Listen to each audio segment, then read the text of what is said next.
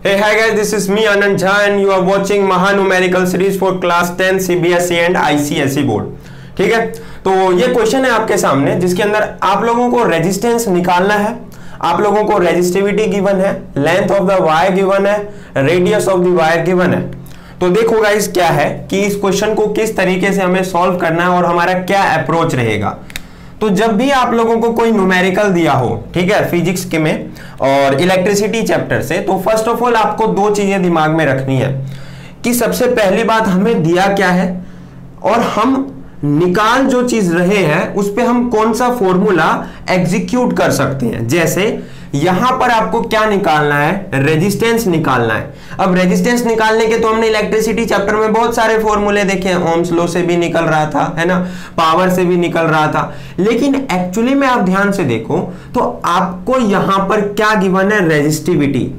तो इसका मतलब यहां पर कौन सा फॉर्मूला यूज होने वाला है, रेजिस्टिविटी वाला। ठीक है, तो यहां से आप ऐसे प्रिडिक्ट कर सकते हो क्योंकि इलेक्ट्रिसिटी चैप्टर में फॉर्मूले बहुत ज्यादा है और हमें पकड़ना है कि कौन सा फॉर्मूला हम यूज करेंगे। तो देखो फर्स्ट ऑफ ऑल आपको क्या क्या गिवन है, आपको निकालना है रेजिस्टेंस, ये तो आपको क्या है फाइंड आउट करना है।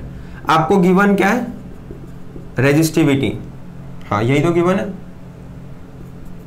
हाँ ये कितना है आपको 1.72 into 10 to the power -8 ohm metre, ये गिवन होगा। आपको वैल्यू याद करने की कोई जरूरत नहीं है, ठीक है ना। पेपर में या तो निकालने के लिए आ सकता है या तो आपको गिवन होगा। अब रेडियस देखो, रेडियस कितना है 1 mm। अगर हम इसे कन्वर्ट करें तो 1 mm इज इक्वल्स टू क्या हो जाएगा 10 टू दी पावर -3 मीटर। तो 1 mm इज इक्वल्स टू हो गया 10 टू दी पावर -3 मीटर। और आपको क्या गिवन है, length of wire 1 kilometre. 1 kilometre में कितने मीटर होते हैं, 1000 मीटर होते हैं। तो ये कितना हो गया 1000 मीटर हो गया। ठीक है, तो यहां आप लोगों को ये सारी चीजें गिवन है। अब आपको क्या है, तो यहां पे लिखोगे आप apply formula rho is equals to R into A by में L, ये फॉर्मूला अप्लाई करना है। अब यहां से देखो हमें निकालना क्या है R, तो ध्यान दो कि R बराबर क्या हो जाएगा rho into L, rho into L by में ए। ठीक है, रो इंटू एल बाय में ए। तो अब यहां पे आपको क्या कैलकुलेट करना, एरिया। तो ध्यान से देखो एरिया किसके बराबर हो जाएगा, पाई आर स्क्वायर के बराबर हो जाएगा। हम किसकी बात कर रहे हैं, वायर के थिकनेस के बारे में, तो ये पाई आर स्क्वायर होगा। पाई की वैल्यू आप 3.14 ले सकते हो।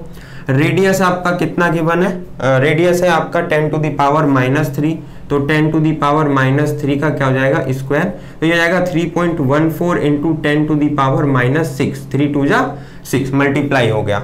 ये आ गया आपका एरिया। अब आपको इस फॉर्मूले में रखना है, तो R इज इक्वल्स टू रो की वैल्यू है 1.72 इंटू 10 टू दी पावर -8, ये गिवन है आप लोगों को, इंटू लेंथ, लेंथ कितना 1000 अपॉन में 3.14 इंटू 10 टू दी पावर -6। अब आगे हम कैसे सॉल्व करते हैं, देखो गाइस बड़ा सिंपल है। अब ये माइनस में जो आपको 10 टू दी पावर -6 है, अगर हम इसे ऊपर ले जाएं तो ये पॉजिटिव में हो जाएगा। तो वही चीज करना है। आप देखो 1.72 रखो, इनटू में यहां जो 10 की पावर -8 है इसे नीचे ले जाओ तो वो प्लस में हो जाएगा। तो ये 3.14 इंटू 10 टू दी पावर 8 नीचे आ गया तो प्लस में हो गया। 10 टू दी पावर -6 ऊपर जाएगा तो प्लस में हो जाएगा वैल्यू। अब ऊपर क्या है 1000 ऑलरेडी है। अब देखो अगर आप काटोगे तो नीचे कितना बचेगा 10 टू दी पावर 2।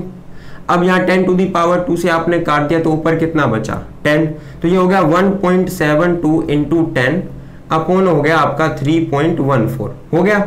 अब आगे देखो पॉइंट हटा दो, नीचे 2 जीरो और आ गए, पॉइंट हटा दो, नीचे 2 जीरो और आ गए, कट गया, ये हो गया 1720 अपॉन 314। जब आप इसे डिवाइड करोगे आंसर आएगा 5.5 ओम। ठीक है, मैंने डायरेक्ट लिख दिया आंसर, आप डिवाइड करके निकाल सकते हो। ठीक है, तो बड़ा ही सिंपल था। आप यहाँ पे 3.1472 जो भी लिखना है लिख सकते हो, पर जितनी छोटी वैल्यू लोगे उतना ज्यादा अच्छे से डिवाइड आपका पॉसिबल हो पाएगा। ठीक है, आप 3.14 की जगह 22/7 भी ले सकते हो। ठीक है, वो आपको क्वेश्चन में दिया हो तो उस हिसाब से कर सकते हो। मैंने यहाँ पे 3.14 यूज किया।